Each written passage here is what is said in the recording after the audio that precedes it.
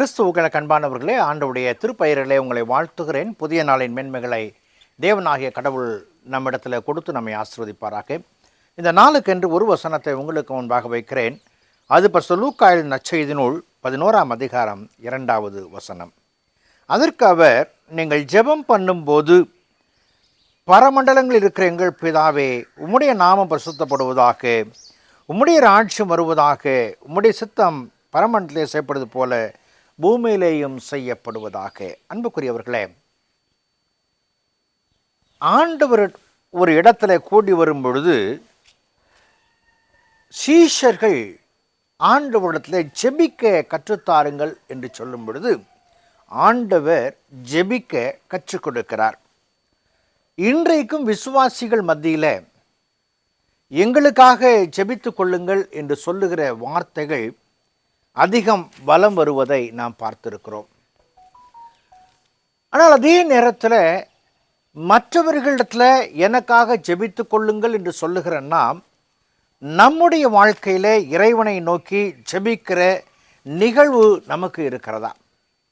எனக்காக மற்றவர்கள் ஜெபிக்க வேண்டும், நல்லது தான். ஆனால் அதே நேரத்தில் நான் மற்றவர்களுக்காகவும் நான் எனக்காகவும் ஜெபிக்கிறது என்பது சால சிறப்புடையது என்பதை ஆண்டவர் இங்கே வலியுறுத்துகிறார். பிதாவினிடத்தில் ஆண்டவர் வைக்கிற வேண்டுகோளே ஜெபமாக கருதப்படுகிறது. இந்த ஜெபம் வாழ்க்கையில் என்ன செய்கிறது என்று சொன்னால், ஒன்று, இறைவனோடு நமக்கு உறவை தருகிறது. நான் ஜெபிக்கும் பொழுது என் பரலோக தந்தையை நோக்கி நான் கூப்பிடும் பொழுது அவருக்கும் எனக்கும் உண்டான உறவு மேம்படுகிறது அல்லது புதுப்பிக்கப்படுகிறது அல்லது இன்னும் உறுதியாக பற்றி கொள்கிற நிலைக்கிணராக வருகிறது. ஜெபம் இறை உறவை தருகிறது. இரண்டாவது, ஜெபம் இறைவனுடைய வல்லமையை என் வாழ்க்கையிலே நம் வாழ்க்கையில வெளிக்காட்டுவதற்கு ஏதுவாக இருக்கிறது. ஆகவே இறைமக்களுடைய வாழ்க்கையில், இறைவனை தேடுகிற மக்கள் வாழ்க்கையில், இறைவனோடு உறவு கொண்ட மக்கள் வாழ்க்கையில், இறைவனுடைய வல்லமை வேண்டும் என்று விரும்புகிற மக்கள் வாழ்க்கையில் ஜெபம் ஒரு அத்தியாவசியமானது. அந்த ஜெபம் இல்லாதபடிக்கு, அந்த உறவு இல்லாதபடிக்கு, அந்த வல்லமை இல்லாதபடிக்கு நம் வாழ்க்கையில் எதையும் சாதித்து விட முடியும் என்று சொல்ல முடியாது. ஒரு மனிதன் வேலை தேடி ஒரு இடத்துல சென்றாராம். அவர் சொன்னார், என்கிட்ட உன்னை கொடுக்கறதுக்கு வேலை ஒன்றும் கிடையாது, பெருசாக இல்லை, மரம் வெட்டுற வேலை இருக்குது, அதை செய்ய முடியுமான்னு கேட்டார். அவன், சந்தோஷம், நான் செய்கிறேன், எனக்கு தேவை வருமானம் என்று சொல்லி அவன் அந்த வேலையை ஆரம்பித்தான். முதல் நாள் அவன் அந்த பகுதியில் வளர்ந்த அந்த மரங்களை வெட்ட ஆரம்பித்தான். ஏறக்குறைய ஒரு 30 மரங்களை முதல் நாளிலே வெட்டி விட்டான். அந்த வேலை கொடுத்தவருக்கு மகிழ்ச்சி. 2வது நாள் வெட்ட சென்றவன் அவன் 20 மரங்களைத்தான் கஷ்டப்பட்டு வெட்டினான். 3வது நாள் மரம் வெட்டும்படியே அவன் சென்றபொழுது 10 மரங்களை தொடுவதற்கே அவன் சற்று தடுமாறினான். அன்று மாலையில் அந்த வேலை கொடுத்த ஓனர், அந்த முதலாளி வந்து, என்னப்பா முதல் நாள் நல்லா வேலை செஞ்சேன், 2வது நாள் சரியாக வேலை செய்யலையே, 3வது நாள் இதுதானே அப்படின்னு சொல்லிட்டு நான் உனக்கு எப்படி வேலை கொடுக்குறது அப்படின்னு சொன்னார். அவன் சொன்னான், இங்கே பாருங்க ஐயா, என் கையை வெட்டி வெட்டி என் கையெல்லாம் புண்ணாக போச்சு. இந்த புண் கையோடு கூட என்னால் தொடர்ந்து மரத்தை வெட்ட முடியலை. நான் நல்ல மகிழ்ச்சியோடு தான் எடுத்துக்கிட்டேன். ஆனால் முதல் நாள் அளவுக்கு 2வது நாள் முடியவில்லை, 2வது நாள் அளவுக்கு 3வது நாள் முடியவில்லை, எனக்கு கடினப்பாடுகள் அதிகமாகி விட்டதே என்று சொன்னானாம்.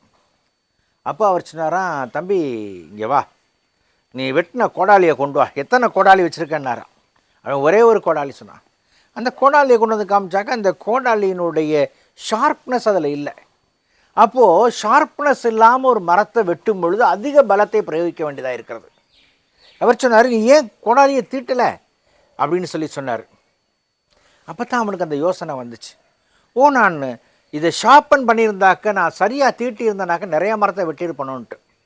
அன்புக்குரியவர்களே, வால்பாறை பகுதியில் இந்த தேயிலை தோட்டத்தில் இந்த ஒரு சில காலங்கள் வரும்பொழுது அந்த கம்பெனி அந்த தேயிலை தோட்டத்தை கவாத்து செய்கிறதும்பாங்க, ப்ரூனிங். அதை வெட்ட போகிறதுக்கான ஆட்கள் அந்த கத்தியை நல்லா பலன்னு தீட்டியிருப்பாங்க. கொஞ்ச நேரத்தில் அவங்க செய்ய வேண்டிய வேலையை முடிச்சுட்டு காலையில் 8 மணிக்கு இறங்கினாங்கன்னா 11:30-12 மணிக்கெல்லாம் வீட்டுக்கு வந்துடுவாங்க. அவங்களுக்கு குறிப்பிட்ட அளவு 200 செடி அல்லது 300 செடி கணக்கு இருக்கும், அதை வெட்டி முடிச்சு வந்துருப்பாங்க வீட்டுக்கு. அப்போ அது ஷார்ப்பன் வேணும். அப்படி இருந்துச்சுனாக்கா தான் அதை செய்ய முடியும்.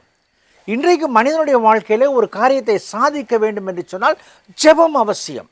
அதை உணர்ந்துதான் சீஷர்கள் அவர்களிடத்தில் ஆண்டவரிடத்தில் ஜெபிப்பை கற்றுக் கொடுக்க சொல்லுகிறார்கள். அவரும் கற்றுக் கொடுக்கிறார் விண்ணக தேவனை நோக்கி கூப்பிடுவதற்கு. அது இறைவனோடு உறவை தருகிறது, அது இறை வல்லமையை வெளிக்காட்டுகிறது.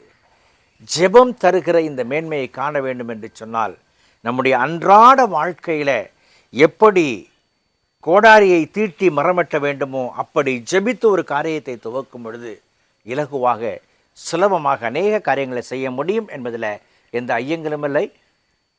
அதிலே அர்ப்பணிப்போம், ஜெபிப்போம், கடவுள் நம்மை ஆசீர்வதிப்பார். ஜெபம் செய்வோம். பரிசுத்தமும் கிருபையும் நிறைந்த நல்ல ஆண்டவரே, இந்த நாளுக்காய் இந்த வேளைக்காய் நன்றி செலுத்துகிறோம்.